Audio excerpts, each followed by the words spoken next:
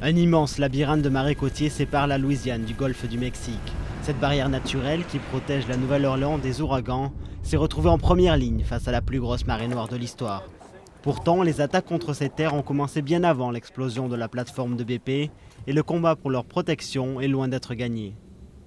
C'est dans le sud de la Louisiane que le recul des terres est le plus fort dans le monde.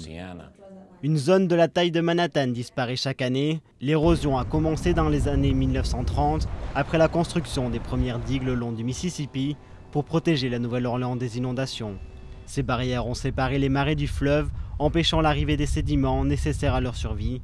Le pétrole a également joué un rôle. Les chenaux élargis pour les navires pétroliers ont fait entrer un peu plus l'eau de mer au milieu des marais. Sur les quelques 3000 km² qui ont disparu en Louisiane, 40 à 60% sont dus au pétrole. Et la catastrophe de BP n'en est que la conséquence la plus visible. Le groupe pétrolier va débourser 20 milliards de dollars pour indemniser la région et le président Obama a promis de soutenir le nettoyage du Golfe.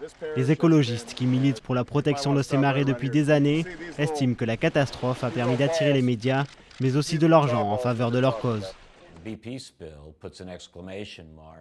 La marée noire a permis une prise en compte du problème côtier. L'État de Louisiane a un plan pour régénérer de vastes secteurs du littoral qui dépérissent. Mais il nous faut aussi de l'argent de Washington. L'État de Louisiane affirme qu'il a besoin de 9 milliards de dollars pour lancer le projet et compte utiliser une partie de l'argent versé par BP. Mais la somme estimée pour réparer les dommages causés depuis 1930 est 10 fois plus importante.